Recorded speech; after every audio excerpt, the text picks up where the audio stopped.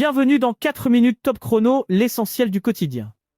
Jusqu'où peut-on monter dans le ciel avant que l'air devienne impossible à respirer? Au-dessus des nuages, bien au-delà des avions, se trouve une immense enveloppe invisible qui entoure notre planète, c'est l'atmosphère terrestre.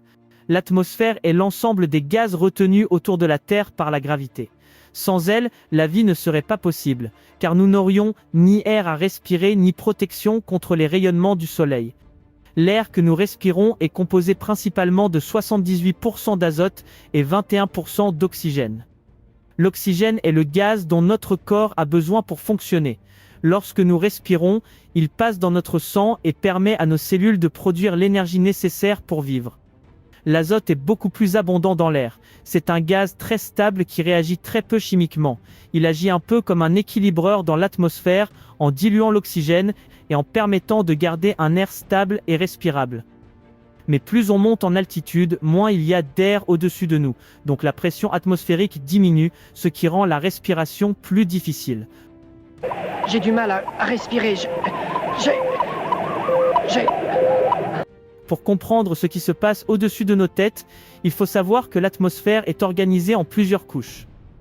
La première s'appelle la troposphère, et elle s'étend du sol jusqu'à environ 10 à 12 km d'altitude. C'est là que nous vivons et que se produisent les phénomènes météorologiques, nuages, pluie ou tempêtes. Les avions de ligne volent généralement autour de 10 km d'altitude, à la limite supérieure de cette couche. À cette hauteur, l'air est déjà plus rare, c'est pourquoi les cabines sont pressurisées. Plus haut se trouve la stratosphère, qui monte jusqu'à environ 50 km d'altitude. On y trouve la couche d'ozone, qui absorbe une grande partie des rayons ultraviolets du soleil et protège la vie sur Terre.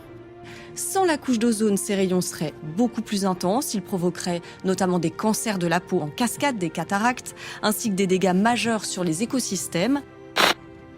Au-dessus se situe la mésosphère, entre 50 et environ 85 km d'altitude. C'est dans cette zone très froide que l'on observe les étoiles filantes lorsque des météorites brûlent en entrant dans l'atmosphère. Encore plus haut commence la thermosphère, qui peut atteindre environ 600 km d'altitude. Dans cette région, les gaz absorbent beaucoup d'énergie provenant du soleil, ce qui fait fortement monter la température. C'est également dans cette région que se produisent les aurores boréales et australes, et que circule la station spatiale internationale à environ 400 km au-dessus de la Terre. Au-delà débute l'exosphère, la zone où l'atmosphère devient extrêmement fine et se confond progressivement avec l'espace. Mais une question se pose. Le dérèglement climatique peut-il faire évoluer l'atmosphère? J'en sais rien, mais c'est une bonne question. La réponse est oui. Les activités humaines augmentent la quantité de certains gaz comme le dioxyde de carbone ou le méthane. Ces gaz retiennent davantage la chaleur et modifient l'équilibre thermique de la planète. Comprendre l'atmosphère, c'est donc aussi comprendre l'équilibre fragile qui permet à la vie d'exister sur notre planète.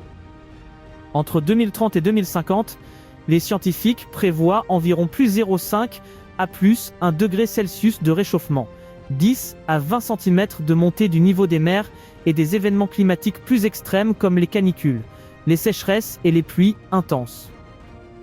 À très bientôt pour un prochain épisode de 4 minutes top chrono.